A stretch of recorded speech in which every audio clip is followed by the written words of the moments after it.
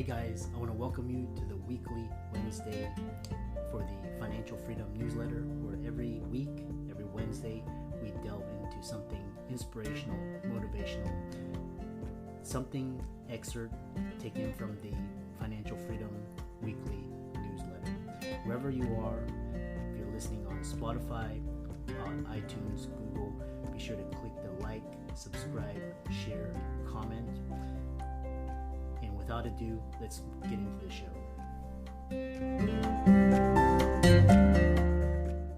Hey guys, welcome to this week's podcast episode for the Financial Freedom Podcast. I'm your host, Dr. Christopher Liu. And my story is that I've always been about quality of life and freedom. And so for a long time, I thought it would be a high-paying profession, the 9 to 5, climb the corporate ladder. And I realized that freedom is actually composed of time, financial, location, health, the ability to choose and have options and be free. In that light, I started scouring the globe, looking for entrepreneurs, truly successful, creating this type of freedom for themselves in all areas of life. And therefore, I'm happy to welcome Craig Andrews, and he's going to talk about his experiences and building his company, sales. It's going to be a great discussion about the shortcomings of the medical system and what we can do to prevent it. So, Craig, welcome. Thank you. I'm excited to be here, Chris. It's great to meet you. Yeah. I'm always interested in people's origin story. And so tell us how you got started, your journey, and how you started your company. Yeah, so it's kind of an interesting journey. When I was in high school, I was not what they would call a model student. And so as graduation approached, I realized there was no university that would accept me that anybody had ever heard of. And so I went into the Marine Corps for 6 years, and that took me to different places. Took me over to Japan a lot, learned Japanese while I was over there. And when it came time to get out of the Marine Corps, I decided I wanted to create things. And so actually from a Japanese post office, I applied to go to North Carolina State University, got accepted, moved back to the US, went after a short summer down at the beach. I moved up to Raleigh and got a bachelor's degree in electrical engineering, got out and got a very nice job and started working on my master's. And by the time I completed my master's in engineering, I realized that engineering was not the place to go create. It wasn't the creative haven that I was looking for. It was actually quite stifling, quite limiting. And so this is a little bit of what you're talking about. I made all of this investment, had a very nice job. I was designing cell phones for one of the top 3 cell phone makers at the time.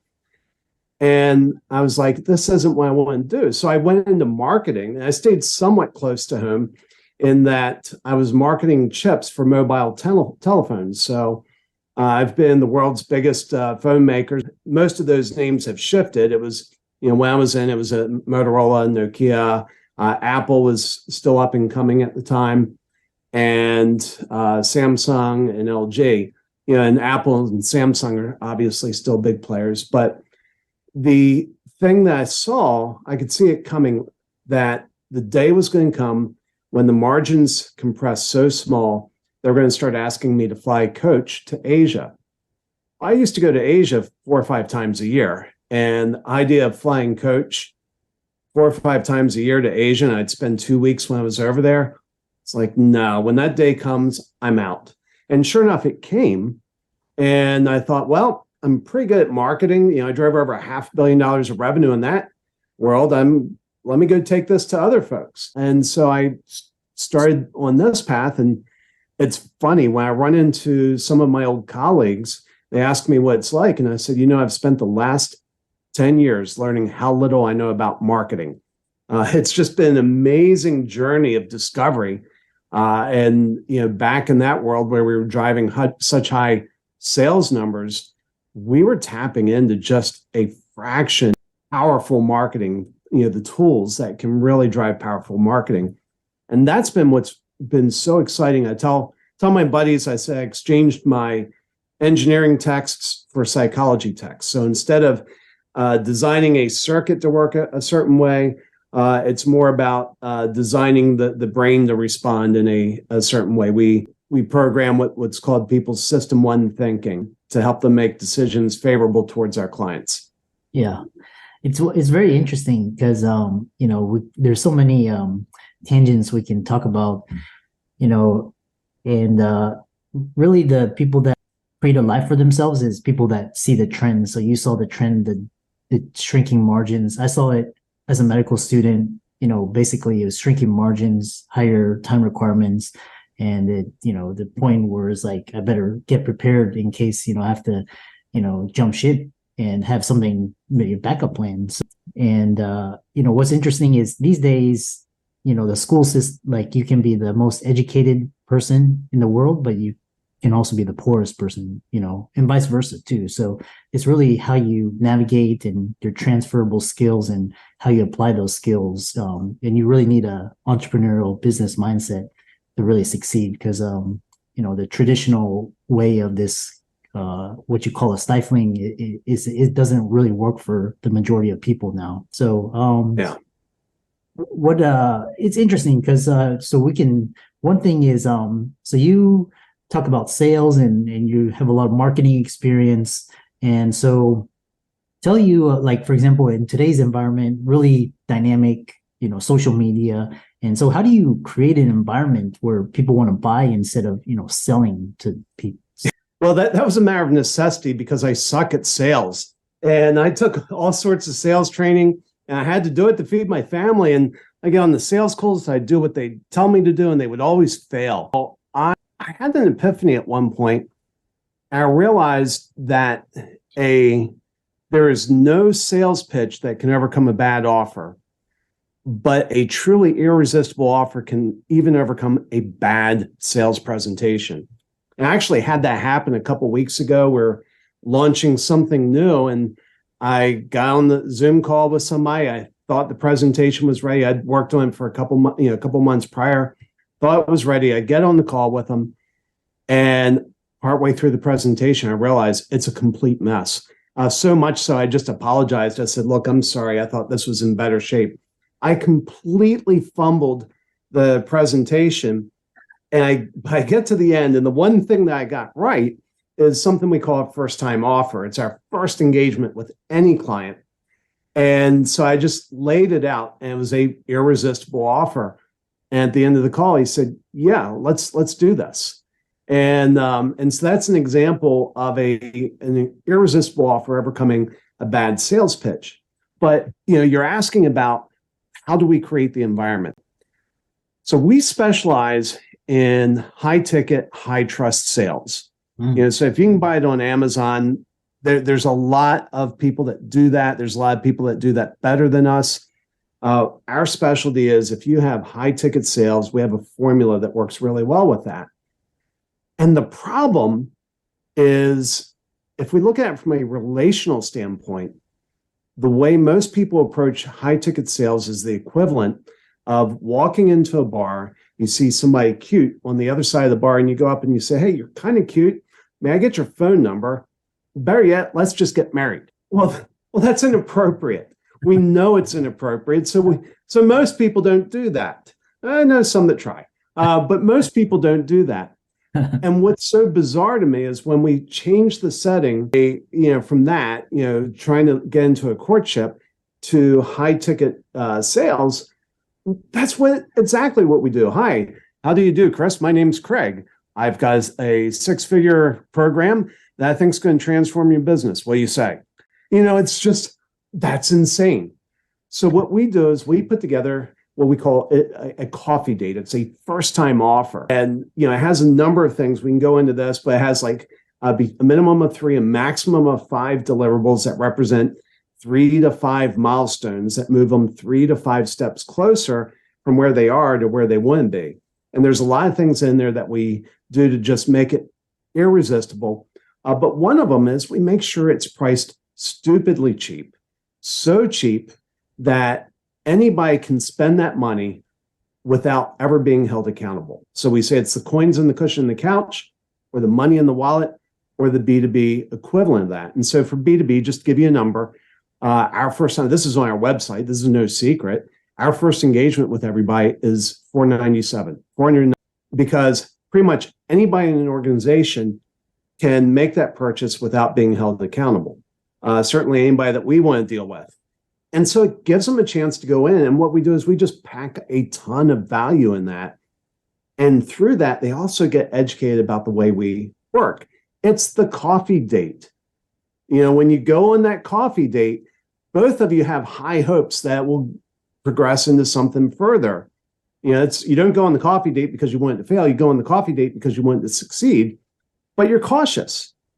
And so what we found is in the process of doing that, roughly 80% of the people who buy our first time offer go on to be. Interesting. And so one thing is, like, especially for you high ticket sales, what's interesting, as you say, very high ticket, but also high trust. And that takes, time, to the analogy with dating, there's like speed dating, now there's like Tinder and all these. So how do you shorten high ticket sales cycle? From somebody who is exceptionally good at.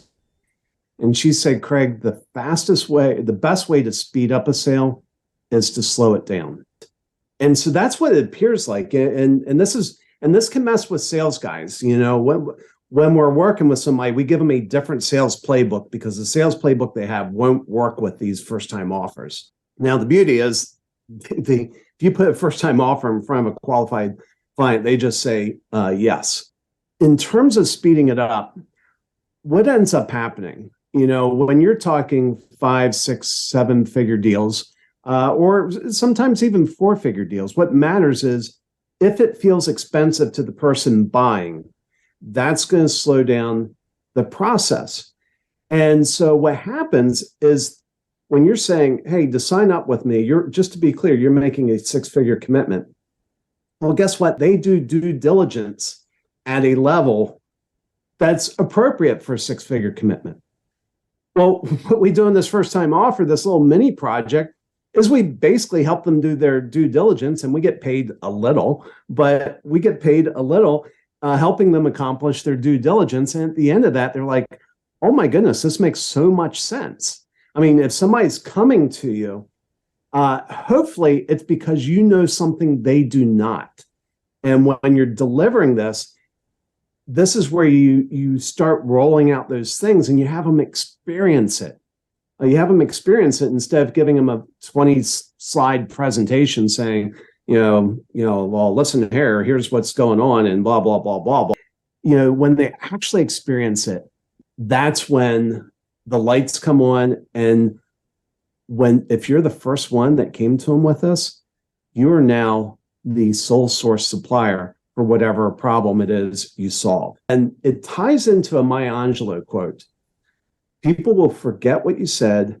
People will forget what you did, but they will never forget how you made them feel. And it's in the delivery of that mini project where you make them feel different, and you have a lot of control over how they feel. And when you make them feel good, that's creating that environment where they want to buy.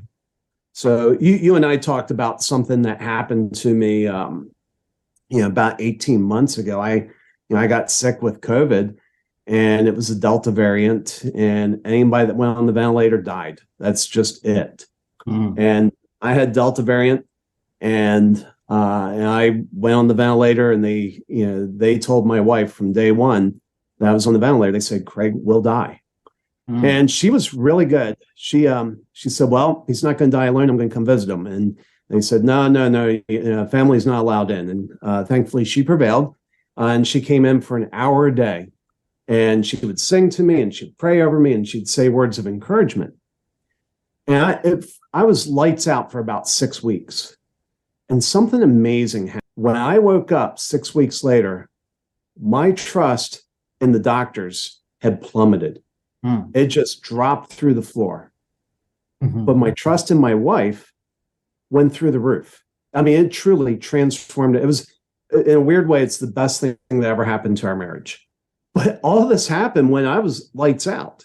Now, a lot of people thought I wasn't listening or couldn't hear, but I've repeated back to my wife, word for word, things that she said to me when I was in a coma. And so it's that feeling. And I remember, so I was on the vent 25 days the first time. Then they moved me to an LTAC hospital, and they put me back on the vent when they were transporting me. I was on the vent another 5 days. And my wife came to me, and I think they stepped me down to CPAP, and the doctors were trying to get me to go off CPAP. And I just would not do it. My wife asked me about it. I'm like, and I just shook my head. No, I still couldn't talk at the time. And she came back the next day and she asked me, if we could do that. And I whispered to her, I said, is it safe? And she said, oh yeah, it's safe. It's going to be okay. So I trusted her with that answer, but I didn't trust the doctors. And so it's back to that thing where I said, you get to control how people feel. And when you're doing that little mini project with them, you can make them feel in a way that they will only want to buy from you. You can also make them feel in a way that they will never buy from you. That's your choice. That's interesting. It's similar to what you like the healthcare system, like I said, is quite poor given our relative standard of living. It's very similar. Like going to an airport. Why does flying have to be so traumatic? It's like, and then they just don't innovate because they don't have to. It's like they think it's like that's the government. So and I love this idea where this and so how can people contact you, follow you, reach out to you, and follow you on social media? Yeah, so I'm obviously on LinkedIn. That's main presence. I have a tiny presence on Twitter, small presence on Facebook. But if somebody wanted to reach out, they could come to our website. It's Allies. That's spelled ALLIES, the number 4, and ME.com. Yeah. And for all the listeners out there, go ahead. Yeah, so I've made a gift for your audience, and so we've talked lightly about these first-time offers. They look simple, but they're a lot harder to put together. The way I know is I've made a ton of mistakes. I fumbled around for 18 months before I barely got one working. I mean, my first-time offer, nobody wanted it, nobody understood it, nobody bought it. To me, it made perfect sense, but it was a bad offer. And about 18 months later, I sort of had it going, and then we've perfected it over time. Well, I've made a guide to help you avoid a lot of the mistakes that I made. And we also have a self-paced course where you can go in and take that. And we're giving you 23 days access. Let me explain why. We're in the business of changing lives. We went with it. And I know that if I give you lifetime access to this course, which I wouldn't mind doing, but I know what will happen. You'll sign up and then you'll never put it to work. So we're limiting it to 23 days. So it gives you a sense of urgency. So you'll actually go in and put it to work. So it hopefully will change your life as much as it's changed mine. And so the way you get there, the way you get that gift is you go to alliesforme.com, same website, Allies FP. For financial freedom for physicians. So go to alliesforme.com/FFP, and it'll take you to a page. You can sign up, and you get those gifts. Yeah, and for all the listeners out there, let's thank Craig for coming onto the show, dropping a lot of alpha and a lot of knowledge and wisdom. And all of his resources will be in the links and show notes. Be sure to check him out on especially LinkedIn and Facebook. And with that, thanks so much for coming onto the podcast. Thank you. It's been a delight.